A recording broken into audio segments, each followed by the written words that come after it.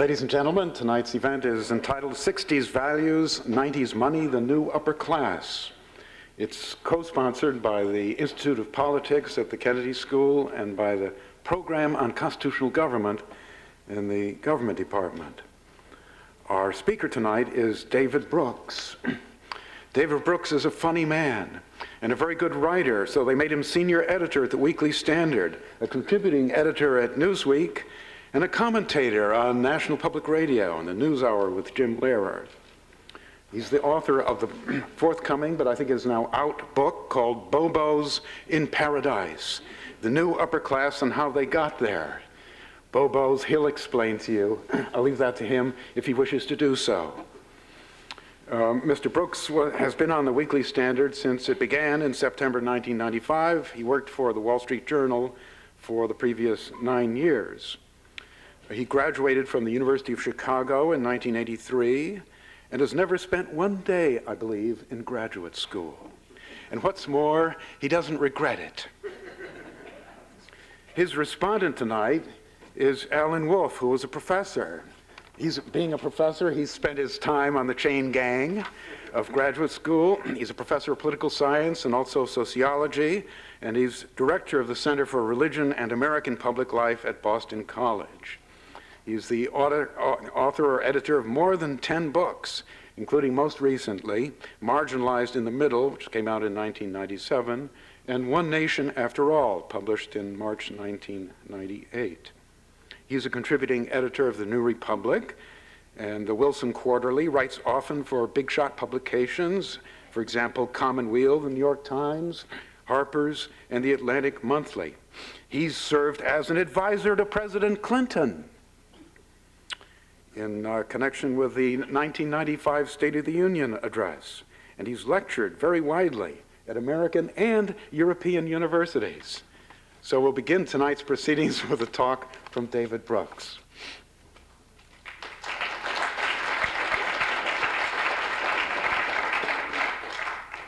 Harvey could read the phone book and the intonations would be funny.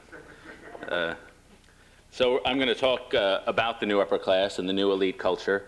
And aside from this building, one of the institutions where you can discern this culture, which I'll start out talking about, is the wedding page announcements of the New York Times. Which in the 1950s, if you looked and if anybody read this section, what it looked like was the Protestant establishment come to be wed, the Philadelphia Story, the Preppies. It was mostly Episcopalian in those days. It rarely listed the jobs of the people listed on that page, but it listed the cotillion balls the women came out at, it listed the prep schools, it listed the connections, everybody who was involved in the wedding, and the ancestry. Here's a sentence from the New York Times wedding page of the 1950s. She is descended from Richard Warren, who came to Brookhaven in 1664. Her husband, a descendant of Dr. Benjamin Treadmill, who settled in Old Westbury in 1767, is an alumnus of Gunnery School and a senior at Colgate University. So what you saw there sort of personified on that page was the Protestant establishment, the elite of the 1950s. Now, if you look at the wedding page today, it's something quite different. When people came over is totally irrelevant. It looks like a great clash of resumes when you look at the page today. In fact, I think its fans call it the mergers and acquisitions page for that reason. It's Harvard marrying Princeton, Rhodes marrying Fulbright, investment banker marrying Supreme Court clerks. You actually never see a magna cum laude marrying a summa cum laude because the tensions would be too great in such a ceremony. And my favorite part of the page right now is called the vows column, which is when they take one wedding in particular detail and describe these people. The message of the vows column is always the same, that though these people spend 80 hours a week at their job, making $500,000 a year, they're not ambitious. And that their success sort of just fell upon them accidentally. And they're always described as free-spirited, who just like to have fun. They're sort of berserk individuals. It will always be emphasized the wacky wrinkle they have put into the wedding ceremony. Somebody hired the band Devo to play the Jeopardy theme song at the ceremony. One of the bridesmaids got drunk at a Russian bathhouse beforehand. Someone came up to the church with his snowboard with his favorite Schiller quotation carved into it. It always describes the history of the relationship. They always seem to have met while recovering from marathons or something like that, or digging for Pleistocene man in Kenya. And then they took a series of joint vacations during the courtship in educational places like Myanmar and Minsk. But then they broke up as they needed more space. And one of them went off to arrange the largest merger in Wall Street history, and the other settled for neuroscience after dropping out of sommelier school. But then they got back together in some summer home filled with people with cheekbones similar to their own, and they decided to get an apartment and get married. And we don't know what their sex life is like because the Times doesn't yet have a fornication page. But if it did, it would be John Smith, Yale PhD, is now sleeping with, Jane Doe of Stanford, Fulbright scholar.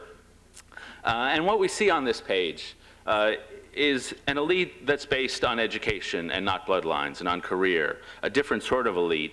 And that is the sort of people I wrote about in this book, the information age elite, the vineyard touring doctors, the novel writing lawyers, the tenured gardening buffs, and the unusually literary realtors. And one of my points of the book is that these people now do form a social establishment of the sort we haven't really had since the 1950s. And they've created what establishments always do, new pecking orders, new social rules, new dominant cultures. And they have revolutionized our culture in the way the information age has revolutionized our economy. And the major effect of this elite is to blur old categories. And this really came through to me when I returned to the US from Europe, where I spent the first half of the 90s in Belgium. And the first thing I noticed was that it was, when I left, and even historically, it was easy to tell the bourgeois types from the bohemian types. The bourgeois were square, practical ones. They worked at corporations, lived in suburbs, went to church. They subscribed to a series of bourgeois virtues, which were the virtues of the merchant and the shopkeeper, the kind that Benjamin Franklin famously celebrated. And they're useful virtues like self-discipline, frugality, order, punctuality, moderation, industry, temperance, fidelity, and faith. And the classic bourgeois institutions are family, organized religion, the military, and the marketplace. Now, they were always opposed by the Bohemians, who thought that the bourgeois were tepid and boring. There's a great book that describes part of the rise of Bohemia called Bourgeois versus Bohemia by a guy named Cesar Graña, a Spanish-American academic.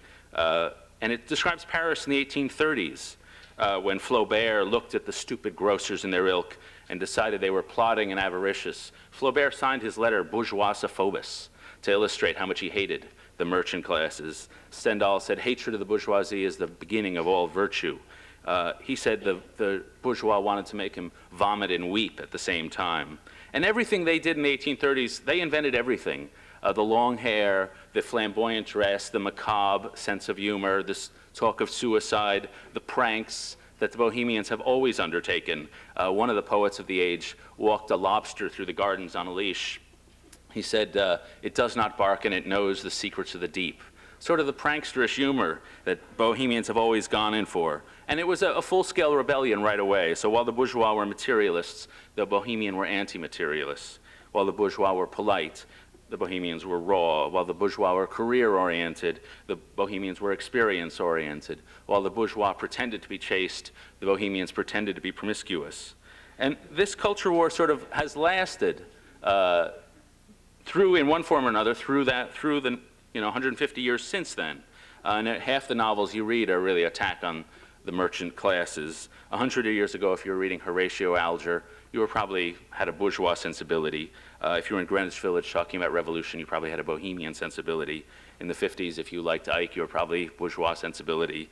If you liked the Beats, probably a bohemian sensibility. And then in the 60s, the whole bohemian movement went mass.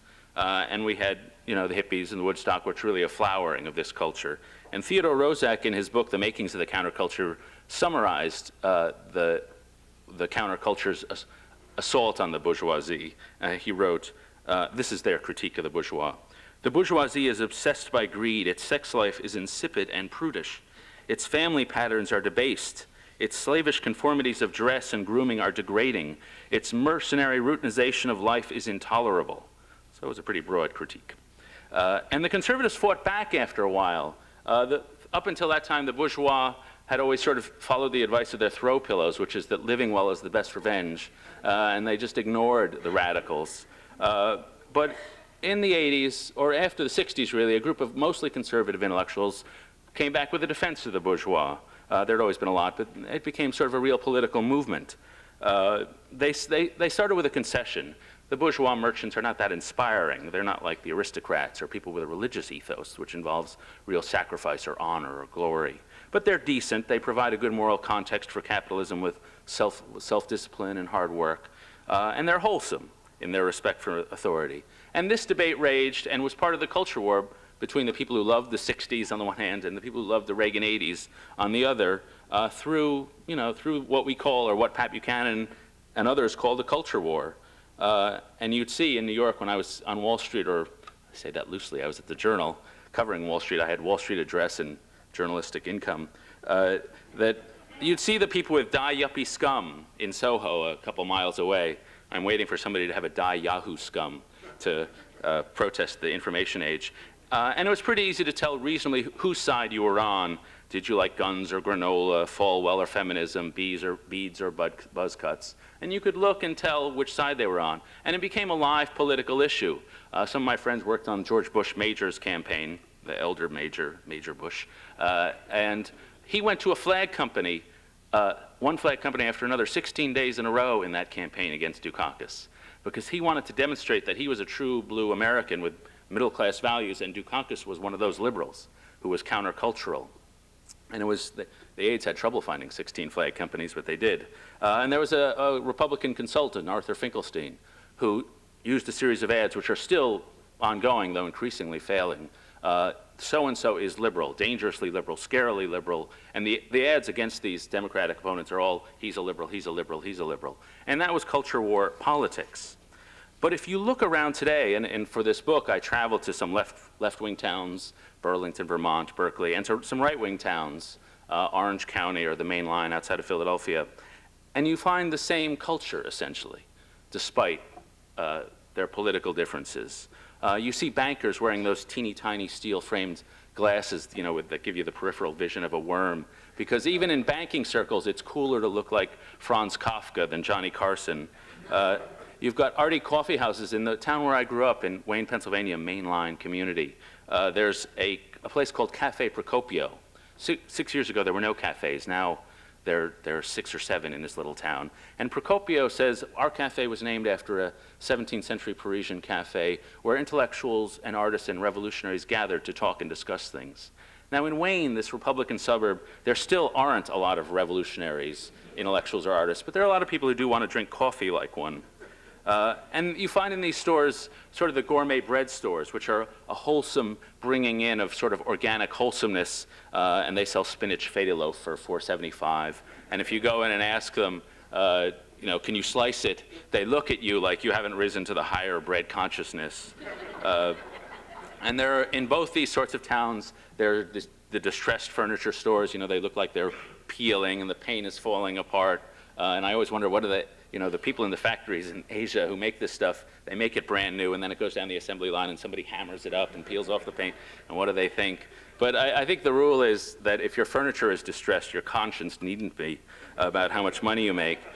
And there are also these stores like, I think here they're called Bread and Circuses, Fresh Fields, where it says organic items today, vegetarian dog biscuits, basmati rice. I saw all natural hair dye from there, which is odd because if you're going to dye your hair artificially, what do you care if the ingredients are natural?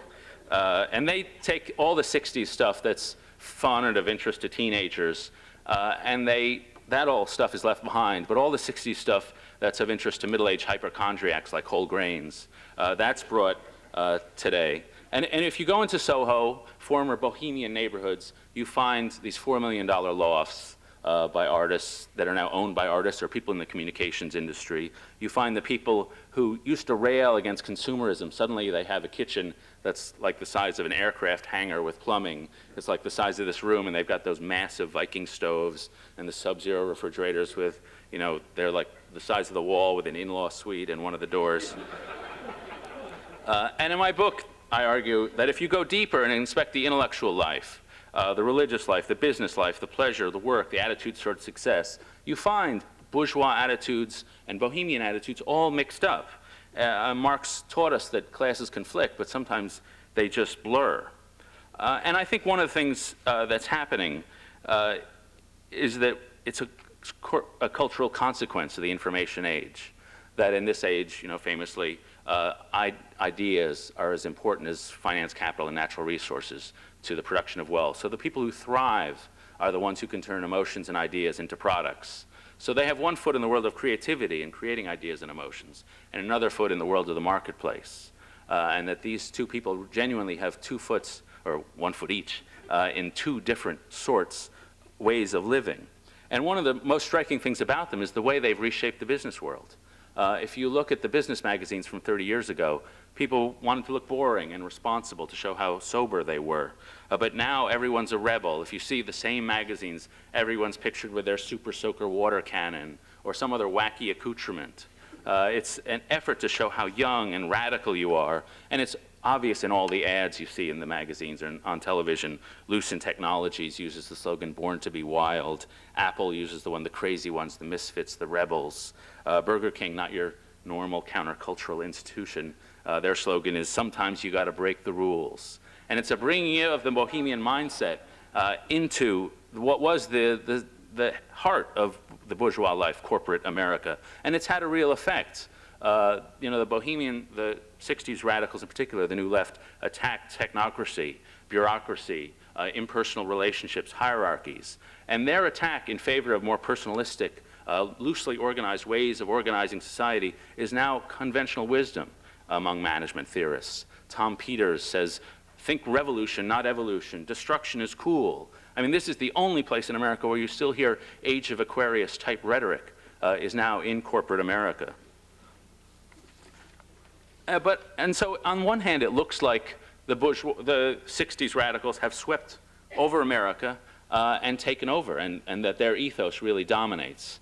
But I think if you look deeper, you find the Bohemians have actually, if there is a winner in this culture war, and both sides have had an influence on the synthesis culture that now reigns. But I think the Bohemians made the major concessions, and that the bourgeois sensibility is actually the dominant one in America today, for better or worse.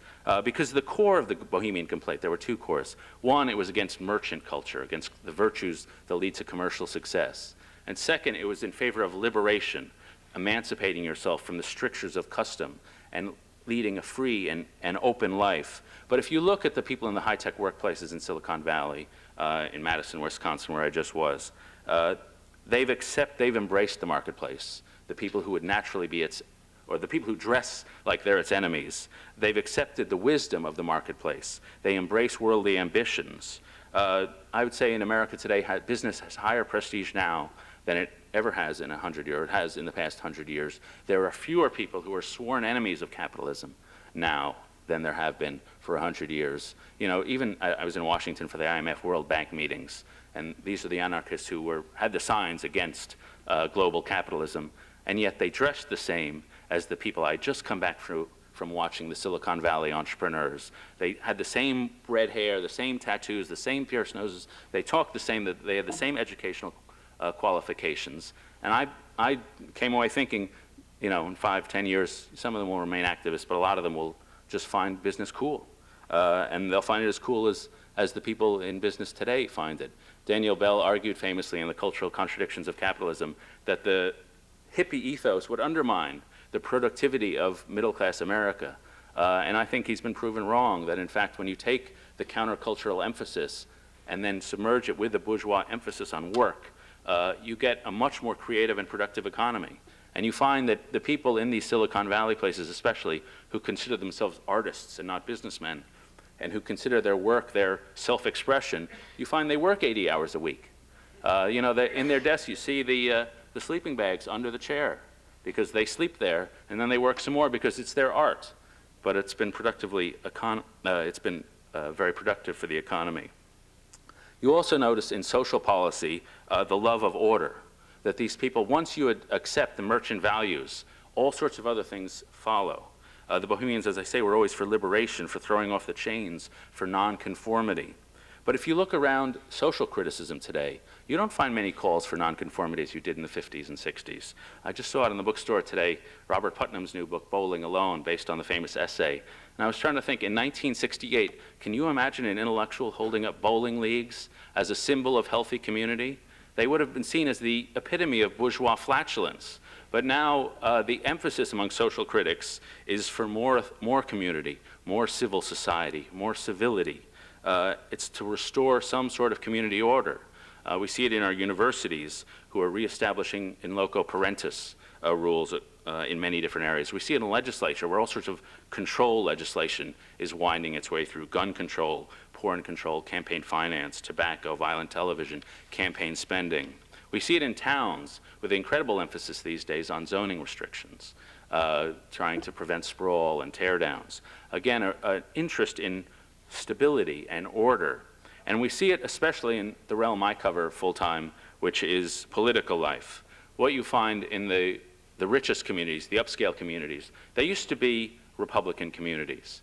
But over the past 8 elections, among the richest 20 congressional districts, the Democratic vote has gone up in every single one of them, every single election. So now, if you take those richest 20 congressional districts, it's now about 55-45 Republican-Democrat in aggregate. Bill Clinton won, I think, 15 of those 20 districts in 1996. So it's a much more centrist. They send people like John Porter of Illinois, Connie Morella of Maryland, Tom Campbell of San Jose, California. Those are like the only moderates left who represent this upscale elite. They've merged into this mushy middle, the two value systems, so there no longer is a solidly conservative upper class in this country. And they pull back from radical change of either sort. You found these people pulling back from Hillary Clinton's health care and Newt Gingrich's radical downscaling of government. And many thought when the boomer grads hit maturity, they would bring what seemed to be a youthful ideological style into national politics. And in fact, this has turned into an anti-ideological age. It's conservative in the old-fashioned sense, distrustful of grand plans, anti-utopian, modest in how effectively we can plan the future. Alan, in his book, talks about small-scale morality, but what I see in Washington, and I have a chapter sort of echoing that, or mimicking, or plagiarizing, however you want to put it. But in Washington, what I see is small-scale politics, and a very modest, exactly the sort of politics the bourgeois classically like. And you'd think, just to wrap up, that in this era, the Republicans would be flying high, because the Republicans were always the party of the bourgeoisie. They were the ones defending commerce and merchant life. And it's true they had a common enemy in the counterculture in the 60s. So they both fought what was seen as cultural liberalism in the 60s, 70s, and 80s, and it was an extremely effective tool for people like Reagan, or even for George W. Bush, who didn't even really believe it, to use those flags. And they really used culture war politics very effectively in all that time. But in the past 3 or 4 years, it's become clear that conservatives are not the same as the bourgeois. The conservatives were really riled up by Clinton and were outraged by his effrontery. But the middle America was not outraged. As long as the economy was going great, they didn't see the need, and they didn't feel the passion. The conservative movement is riled up by abortion, but middle America is not that riled up. The conservatives want to talk about gay rights. Middle America does not want to talk about it. The best rule I've heard on this issue is that whatever side raises the gay rights issue, whether it's pro or con, they get punished. The people, if you look at the polls, the people don't want to hear about this issue, and that therefore they punish. They just don't want to hear it, which is another classic bourgeois reaction. They don't want to talk about lofty ideas, classically the bourgeois. They just want to lead their domestic lives. They want to look at the concrete realities. They want a stable, moderate world. And the conservatives, again and again, have found themselves frustrated by this preference. Just recently, Elian Gonzalez. Conservatives were all up in arms because he was going to go back, because motivated by anti-communism. And the country didn't seem mobilized. And what you found on the right, where I inhabit, over the past few years, attacks on the bourgeois middle America of exactly the sort you used to see on the left. So just one example, during the Clinton scandals, Bill Bennett wrote a book called Death of Outrage. Why aren't people outraged at all this? Well, that is the thing about the bourgeoisie. They don't get outraged.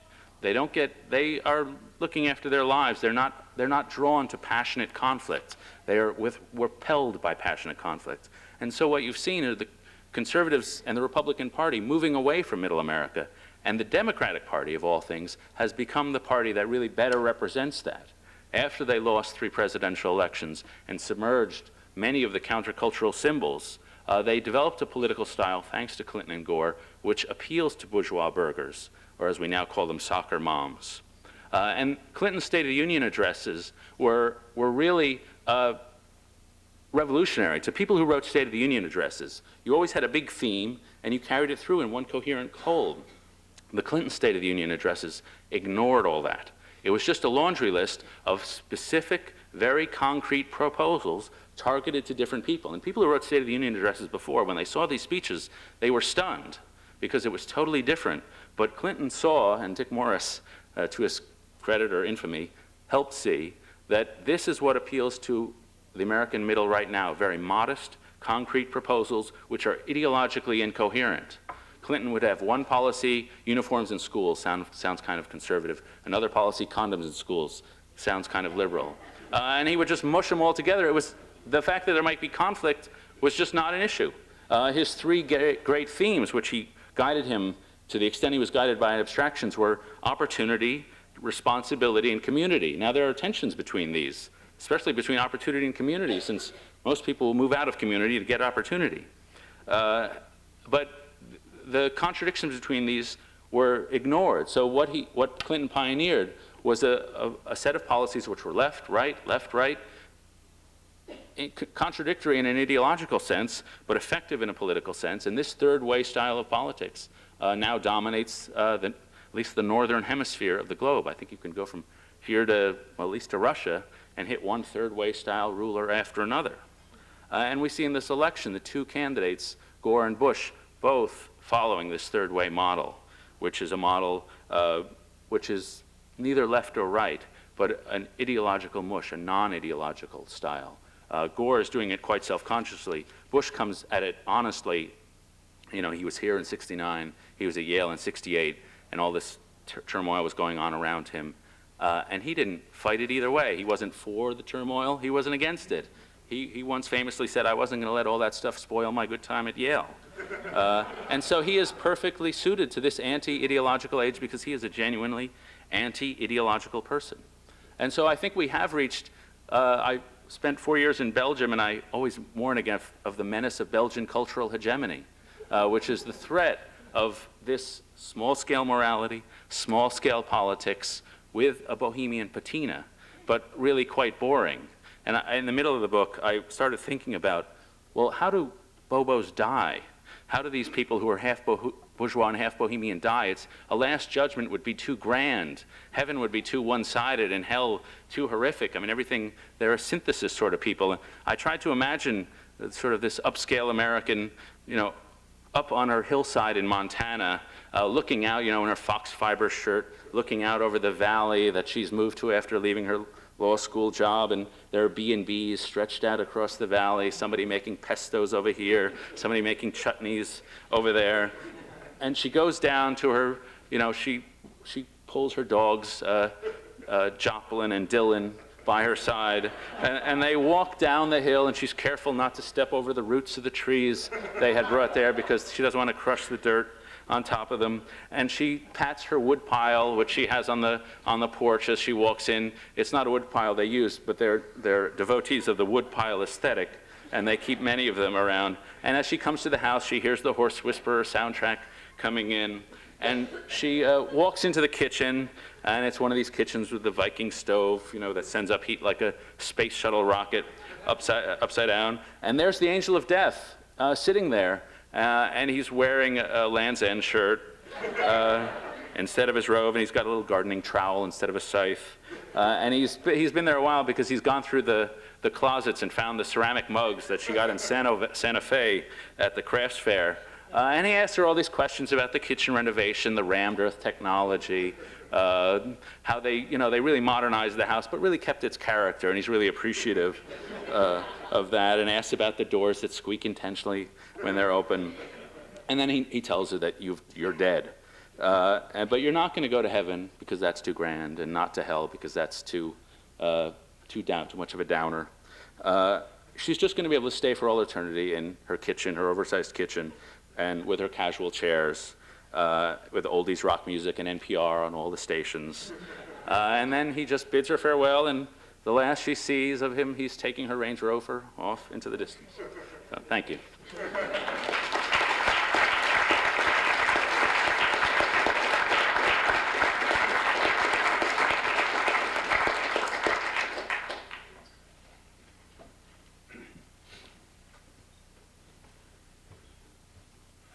Well, as you may have noticed, David Brooks is funny. He also says he's a conservative, and I think that's interesting in and of itself, and testifies to something going on in America, because when I think of conservatives, the last thing in the world I think of is funny. Last couple of conservatives to write books that got a lot of attention in America were Robert Bork, Slouching Toward Gomorrah, and William Bennett, The Book of Virtues, and there isn't a joke anywhere in the 1,150 pages of Bennett's and in the 400 pages of Bork's. What does it mean when conservatives are funny? Because it's not just David Brooks. David Frum, I guess you have to be named David. David Frum, another conservative writer, almost as funny as David Brooks.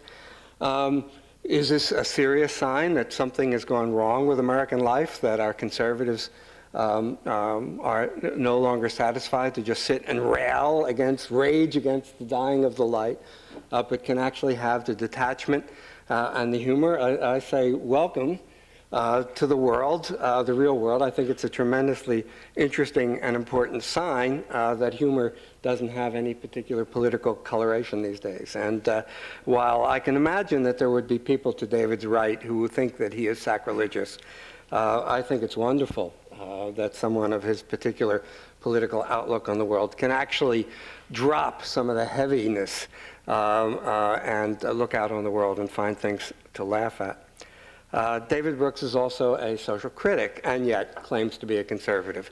And that too is something interesting, because if there was anything almost equally as improbable as a conservative being funny, it's a conservative being a social critic.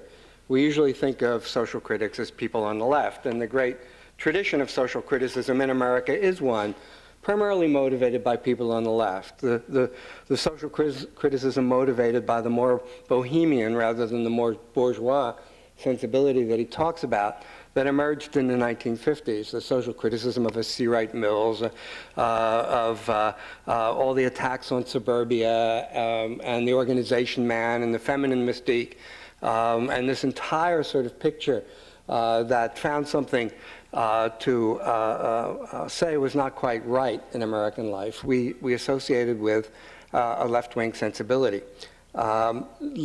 Social criticism on the left is entirely dead in the United States today. There is nothing more conservative than a left-winger in America. Someone who has, in a sense, made their peace with American society.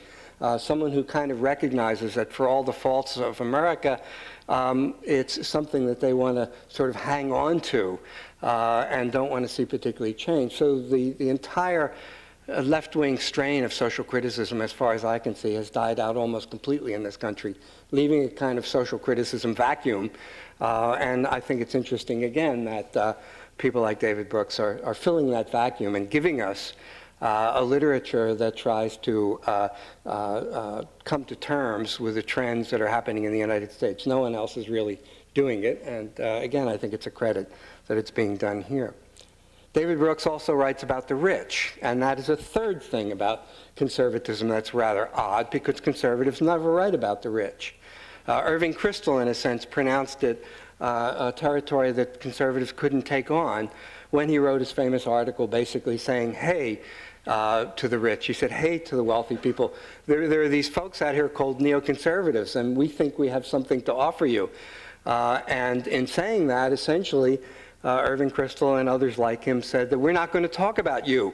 It's not the job of conservatives to talk about the rich, because why would anyone want to pay attention to the rich if they're conservative? They want the rich to be left alone. They don't want to talk about them. It's the last thing in the world you could do. And so at least under neoconservatism, the great attention of conservative writers were devoted to the respectable poor, The respectable poor were the subject of almost all of neoconservative social commentary for the last 20 or 30 years.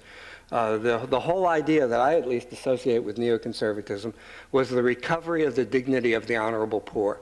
That essentially what had gone on in the United States was that a new class of intellectuals and liberal media elites and so on had emerged, according to Crystal and those who thought like him, that the Marxists, who maybe once in the 19th century may have had the poor at the center of their concerns, really no longer cared about the poor because the poor had basically developed bourgeois values. And so this, I think, really, really interesting idea emerged out of the writings of Crystal and other neoconservatives, this whole idea that there was an unexplored territory for conservatives to talk about. And they talked about it, and they filled a vacuum. I personally think that the theory of the new class, as conservatives called it, was the only interesting idea to come out of the entire neoconservative movement. But now, lo and behold, David Brooks appears in our midst and tells us that the whole theory was wrong. And I think he's right, in a sense, that it was wrong. That the new class, the Bohemians, are not revolutionaries, as David says in his book, and said to us here that it's a kind of mushy politics. It's a politics that seeks order. And it turns out that the new class really became, like many classes that achieve a certain amount of money and a certain amount of position, became essentially a fairly conservative class after all. And so there's nothing, in a sense, in that tradition anymore. And as a result, we have a conservative talking about the wealthy. I think that that is interesting only because wealthy people generally don't want to be talked about. And I wonder what the reaction is going to be on their part to much of what he has to say. And then fourthly, Brooks violates another taboo, it seems to me, of contemporary conservatism. He talks about capitalism. It talks about capitalism in not always the most flattering kind of way. There seems to be an undercurrent of irony, to say the least, in the way he treats the crate and barrelization of America. I wonder about that. I mean, in a certain kind of way, I wonder what the alternative to the Ann Taylor world, the world of restoration hardware and so on, is.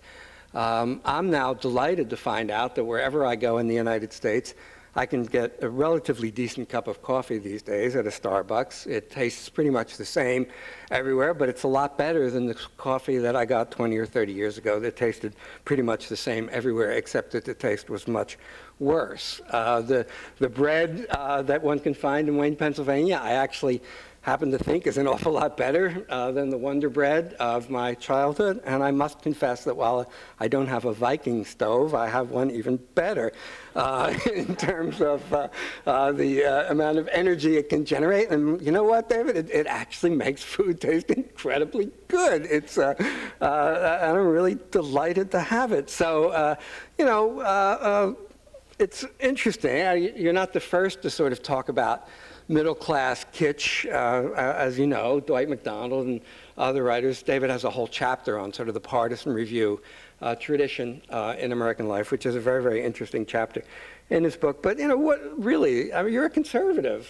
So what's there to complain about? I can't imagine. I mean, this is almost like a wish fulfillment for any kind of conservative analysis that the people who once did People's Park now do Chez Panisse.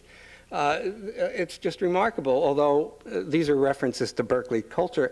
I would much rather be at Chez Panisse than at People's Park, and I'm sure you would as well. And I think the world is a lot better off that there are a lot of interesting microbreweries in it. I think you probably do too. The New Left, I think one of the really interesting implications of David's book is the way the New Left played an extraordinarily important role as an avenue of social mobility in the United States. Who ever knew that when all of us, well, not all of us, David, but when I and my friends were attracted in the 1960s to the anti-war movement and all of these things, we thought that we had the critique of imperialism and that we were going to stop the monster from, I mean, who knew that it was a wonderful opportunity to move up in the world, to get a good academic job, to see your income rise year after year, and so on. This is the dirty little secret of the New Left. It's not that much of a secret because I think writers like Stanley Fish sort of make it the entire point of his analysis of American academic life. But there is a kind of role that being a Bohemian, or at least aspiring to Bohemian values, did in fact promote certain kinds of bourgeois values. And I think you're absolutely right that in the conflict between them, it really is the bourgeois values that down deep won over the Bohemian values. The Bohemian values are on the surface. They're the things we put in the kitchen. They're the symbols, so to speak. But the reality underlying the symbols is thoroughly bourgeois. Now, for me, at least, it was an odd way to sort of join the bourgeoisie, to go through the rebellion against it in order to become a member of it. But I'm certain that my personal experience was replicated on a massive scale by an extraordinarily large number of people who somehow found through the protests of the 60s an avenue into a much better world than the world of their parents.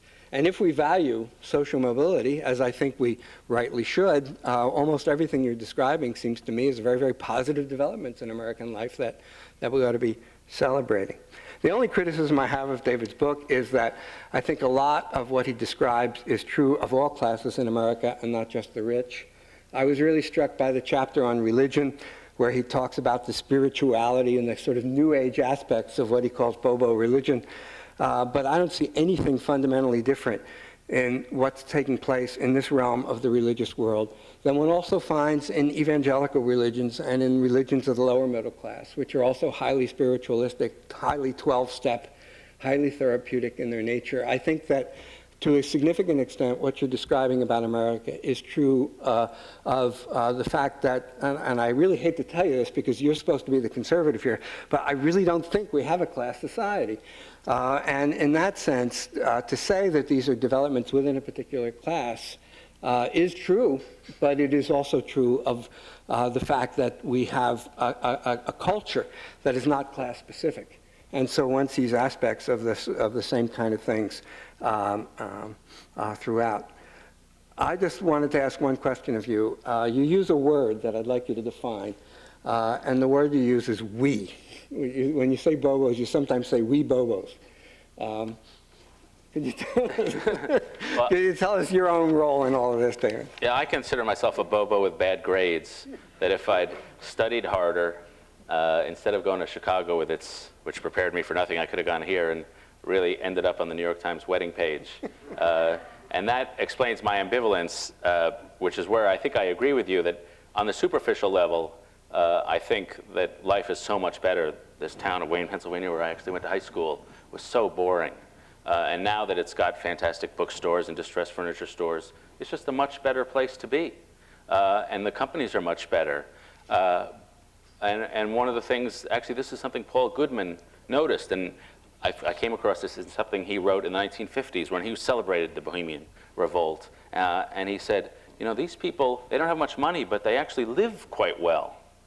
And if you had taken that as investment advice, you'd be a billionaire today, because he noticed that the styles that they favored were quite livable styles, ways of living, better than having a parlor, say, which is sort of a rigid way of living.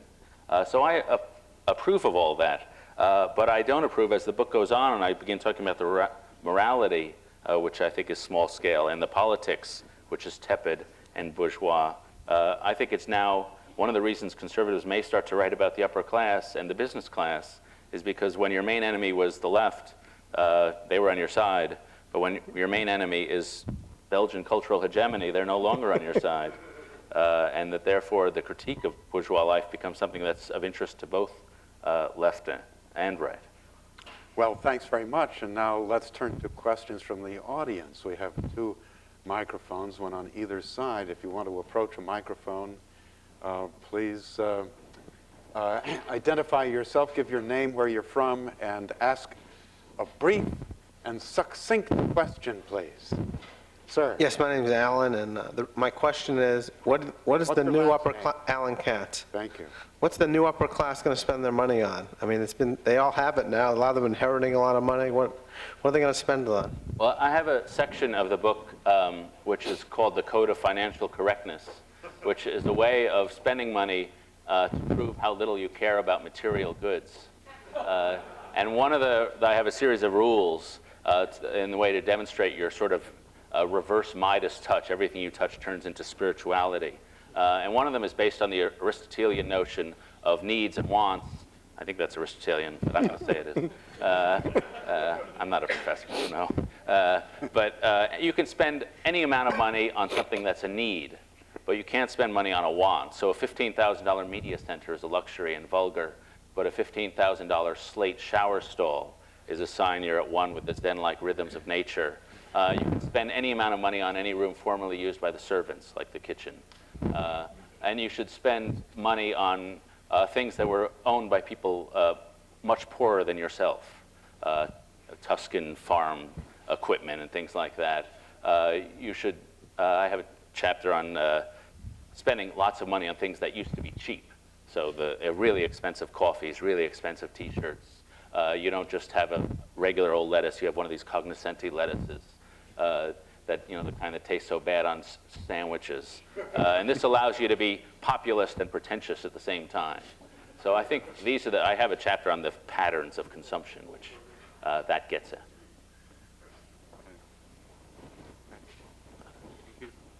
at. Osman Boyner, Kennedy School, graduate student. I haven't read your book, but what you classify as Bobo, probably I fall very much into it. I've done banking in New York. We went to the East Side, drank wine, and then went to the Innis discos, danced, spent money, and did banking jobs. This is like an Alcoholics Anonymous. The funny thing, I read actually the comment on the Financial Times last week about your book that came out. It's sort of a subject that we've always talked about, that what you complain about in your book, but we never got an answer to it. We try to read, we try to educate ourselves. What you complain about education, yes, we did education in different subjects, or we try to do it because that's the only challenge we see. My question is going to be, what prescription do you see to this? You say ideology is dead, but we can't find one. Business seems to be the only ideology, and perhaps quoting from Fukuyama, that is what America has done over the last 50 years to kill ideology, or to kill any World War II from happening. They forced us into business. So what do you recommend? Do you have it in your book? I haven't read it. I don't have it in my book. I may have it in my next book. Basically, what I want is two things. One, I want the new establishment or the new elite class to recognize that they're an elite class. Because I think one of the things the Protestant establishment did genuinely, when the best of them did have a sense of public service. Now there's some sense of public service, especially local voluntary service. But I don't think there's the same sense of public service that was among the best. Even George Bush Sr. Serving without hesitation when the war started. Now we have people like myself, and I don't put myself above anybody in this regard, but who are journalists, and we're sort of in journalism for idealistic reasons, but somehow it's never anonymous. And that somehow self-service and national service always seems to commingle. And so I'd like to see some recognition, some sense of public service communicated from the elite to the elite. And the second thing, I do think that a life of flatness and sort of the commercial virtues is not enough. And I was, like everybody in the media, I followed John McCain around singing the Hallelujah Chorus. And what attracted a lot of people to him was campaign finance and all that. But what attracted me to him was the military virtues, which are a version, I thought, of aristocratic virtues, the sense of honor, the sense of a patriotism, which was really core to his soul. And to hear him explain it to people and to communicate it to people was not something I would say they got. They got many things about him, the attractive personality. But the thing that motivated him more than anything else was this really aristocratic sense or military sense of patriotism and national service and national greatness, which I think that is, I'm not sure religion will ever work in a political way to revive a sense of the grandeur of America, but I do think some revived form of nationalism would. So that's a vague answer, but. Yeah, hi. Andy Sobel. I'm a postdoctoral fellow in the program in constitutional government. I guess if conservatives are talking about the rich, it's time for liberals to ask about the respectable poor. They seem to lose out in this society where you can be creative and entrepreneurial, but if you're neither one, you're out of luck. I taught at Williams College the year when your article, The Rise of the Latte Town, came out.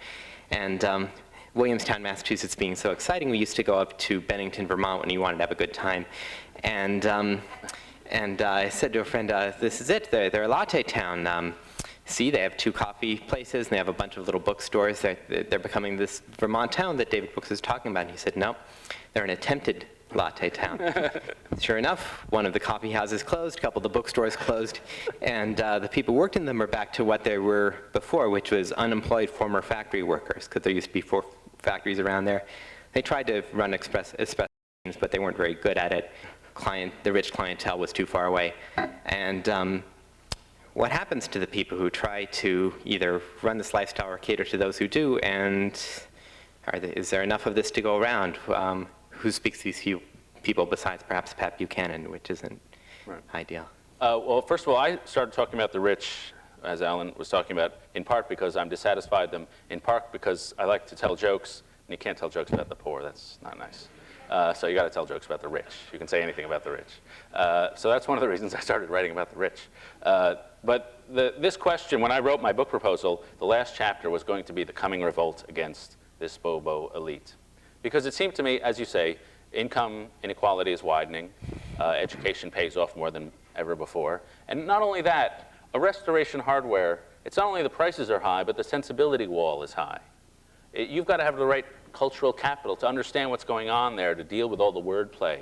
And I imagine you would feel alien. I was actually in a Restoration Hardware in Palo Alto, California, of all places, and a woman was arrested because she was walking around to some of the other women in the store going, "You rich bitch," and she was attacking them. And they sat her down on one of the mission furnitures, and she waited patiently, and the police finally came and took her away. And I thought, aha, I found it, social resentment. But as I traveled around the country, I must say I found precious little else of it. What I found is what Alan was saying, almost a classlessness. Some of it is on the superficial level. I was in Montana driving from Missoula to Bozeman, which are 2 latte towns, but in the middle, they're certainly not. And I pulled into the truck stop, and there was a cappuccino stand. And not only was there a cappuccino stand, it was 6 feet off the ground, so the truckers didn't have to get out of their cabs to get their espresso. They could just reach out and just get it right away. And I found that in discount malls across America, you get an upscale natural sort of store, and then in discount malls, you get natural wonders. You get the same knockoff version.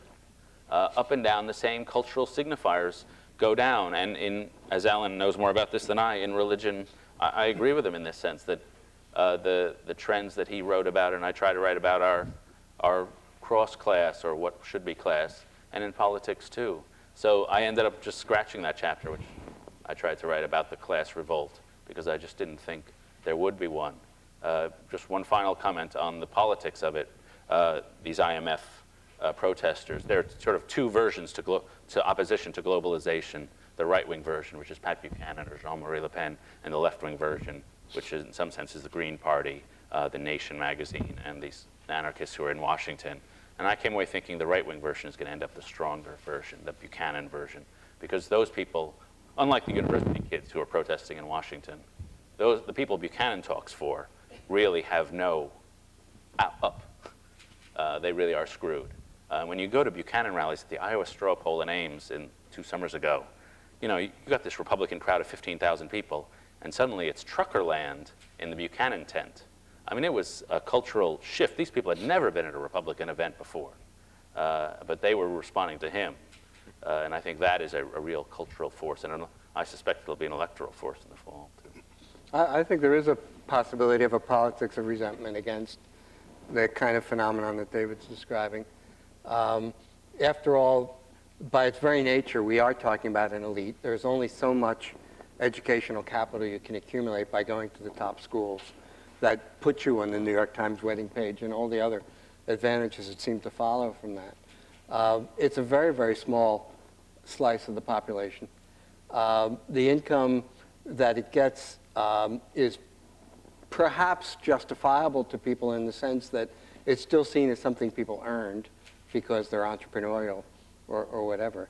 But it does create a tremendous social imbalance in the country. And I think what David just said is absolutely correct. It's not just the economic imbalance, it's the imbalance of cultural capital and all the other things that go along with it. I mean, there's just a tremendous potential for a kind of snobism associated with this that could fuel a populist reaction against it. Populism remains the default politics of middle America. And I think it's only inevitable, and probably not all that long from now, that there will be a populist revolt against this. I think the crucial question is what forms it will take and what the language will be. I don't think it'll be a kind of traditional left-wing protest against income inequality. If it is, we know that generally doesn't take hold very well. But if there's some kind of alternative language, and I actually think the possibility of a language rooted in religious traditions, for example, Catholic social thought or something like that, or maybe a revival of Benjamin Franklin or some old ideas about Protestant virtue, that will create the possibility of some kind of alternative politics that will be much more class-based. Question over here. Yeah, I'm Your name. Oh, sorry, yeah, Felicity Spector from the Kennedy School. I also wanted to ask really about this, this disjoint, if you like, between what the accepted cultural values are of the elite and the reality out in the world. I mean, when I was at college, 12, 15 years ago, we were Trotskyists. We protested by pretending to be with the workers. We were on picket lines. Our struggle was kind of, linked back to the sort of labour movement. And nowadays, suddenly middle class ceased to be a pejorative term and became an aspiration. And I'm wondering what the consequences for those who are still left out, whether the trouble is with protest movement is it doesn't actually want to change very much because the people who are in charge are very comfortable, thank you. And this discussion about poverty, which we have between political leaders, left and right, isn't really fundamentally going to change very much about the way society works. There's still going to be a lot of people who are excluded. Is it good or bad that middle-class values, Bohemian and Bourgeois, have taken over the world? Well, it's better than utopian values, I'd say. I mean, the bourgeois are always sensible, although rarely wise. I think that's the general rule. One of my journalistic heroes, a 19th century writer, Walter Bagehot from London, the first editor of The Economist, or not the first, but a major one, had an essay in praise of stupidity. Because stupid people are sensible people, he thought. And he had another essay in praise of boring government. He says all the good enterprises are extremely dull, and that his model government would be like a bank with clerks writing hour upon hour. And it is conservatism in the old-fashioned sense, a sort of stable, unheroic, unromantic style of politics, which I think really does prevail. The phrase, the ballast in the vessel of the Commonwealth. Unfortunately, our Commonwealth is all ballast. And now it's hard to think of alternatives because everything's going reasonably well in the country. And I am dissatisfied with the ballast, but I don't have any radical plans of my own.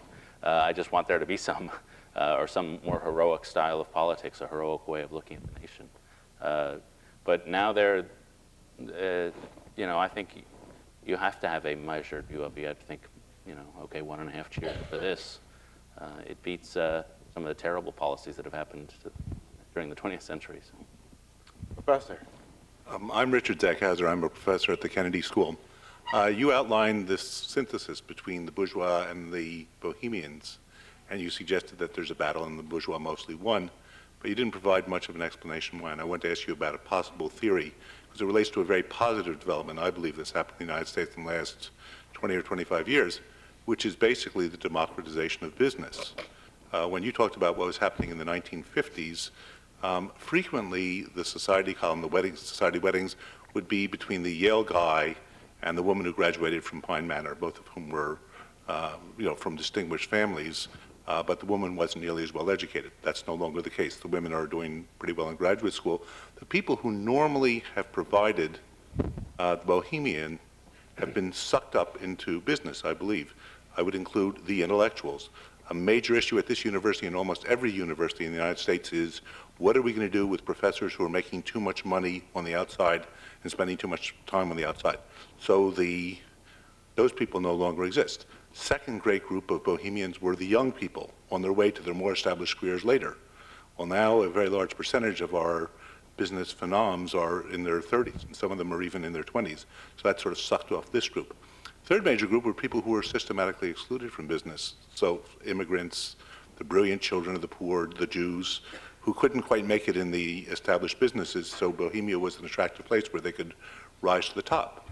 But now, if you go to Silicon Valley, where you evidently spend a fair amount of time, if you go around and visit the richest people, they don't look like the Protestant establishment at all. And indeed, I would even disagree with Alan Wolf a little bit in terms of the role of the elite colleges.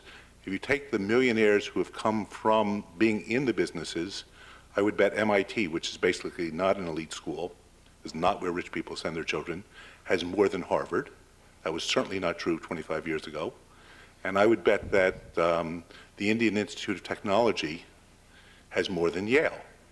So you have all the people who would normally feed the bourgeois movement who are now saying, geez, there's no reason to revolt against this. We will become part of this. I think this is an extraordinarily positive development, and I think it's a good explanation as to why the bourgeois did well relative to the Bohemians, and I just wondered what your thought was. Well, I agree with almost all of that. I mean, when the fatal flaw of the Protestant establishment was that it was restrictive. It held out all these people who were smart, and Harvard University between 1950 and 1960 did a long way to undermine that by changing admissions policies. The Big Test, Nick Lemon's new book, describes how that happened in the Ivy League. And it did have this tremendous change. I have a chapter which I almost talked about, given the venue, on the change in intellectual life. And really, it's a sarcastic description, how to be Henry Kissinger, and what career steps you should take if you want to crassly form your career so you're making millions of dollars as an economic consultant, from what institutions you should work at, what TV shows, what publishers you should get your job at, how you should behave at conferences to earn the most status. And that's sort of a sarcastic view of what is a real change, which is that people who were intellectuals in the Russian sense, a secular priesthood, are now intellectual entrepreneurs who talk about the marketplace of ideas. And it is because people who were restricted before, whether they're intellectuals, Jews, minorities, are now welcome. But I think it's not that we have not achieved a perfect democratization. I know you wouldn't say that. But for example, when I was selling this book, one of the things I told the editors who I went around to see, I mentioned that 20% of the country has graduated from college. They were stunned by this. Most people think, well, everybody I know has graduated from college. But it is only 20%. And in some ways, we've gotten less democratic. For example, the guy who owned a tire company might marry a woman he met at the tire company who didn't have any education, didn't really come from a wealthy background. But now if you work in a workplace where everybody has a college degree, or if you work in media where almost everybody has a college degree from a competitive institution in the national media, you really are marrying one supercharged person marrying another. And that really does separate highly educated people with cultural capital from the rest. But in general, I agree that it has become much more democratic.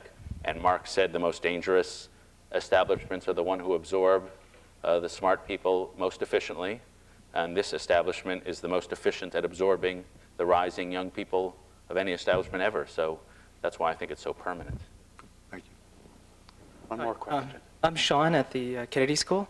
I have a question about the cultural direction of Generation X as compared to the Bobos. How would you characterize that direction? There are two stories come to mind. I've recently been doing a lot of reporting in California, and two people who I've spoken to. One is a guy who owns a bunch of hotels and made a ton of money, and he owns really a valley in Sonoma County. You can see from mountain to mountain, and he wants to create the winter tour of the West Coast, be like the DuPonts, something he can leave to the public. He's a very successful guy, very hard worker. You'd think alpha male. Then you meet his son, who started a magazine called Red Herring, one of the big magazines. His son is like an F-16. I mean, this guy's a Porsche. The son is, boom, much more, faster. Another guy, I just did a story on a guy who builds $10 million tract mansions in Rancho Palos Verdes in Los Angeles, named Hadi Makarechian, who's an Iranian immigrant, hugely successful. I mean, he builds 20,000 homes a year. It takes guts to build a $10 million house that you can sell off the rack, especially as vulgar as these ones. His son is a guy, his son is 26, is vice president of the company. Hadi is an extremely difficult, ornery character, as you have to be a big developer. He is in awe and intimidated by his son, because Hadi gets in at 6 in the morning and works till 12. His son gets in at 6 and works till 4. I mean, he is in awe of his son. He defers to his son. Nobody would cut Hadi Makarechian off in conversation, but his son walks all over him. And you really get the sense, which I used to get in Russia when I would cover that, of a generation breathing, as one Russian told me, breathing pure oxygen. And Hadi says, you know, when I was developing my mindset, the change rate was like so. But in my son's generation, the change rate is so drastic that they just seem to move much faster. Now this, I agree, is an elite phenomenon. These two, we think of the sons of rich men as sort of dissolute guys who waste their time. But in these two cases, and I've seen others, it's just a different level of ambition, which is unprecedented. And that may be atypical, but I've never really bought this Gen X stuff. I think that their case, and it's in business mostly that you see it, a level of work ethic that's unprecedented. Now I have to say, I told this story to a group of students in Green Bay a couple of weeks ago. They looked at me like I was from Mars. This was not the life that they knew at all. But at least in privileged culture, that's what I've observed. Well, thanks very much. This has been a wonderful evening. Thank you again, David Brooks and Alan Wolf.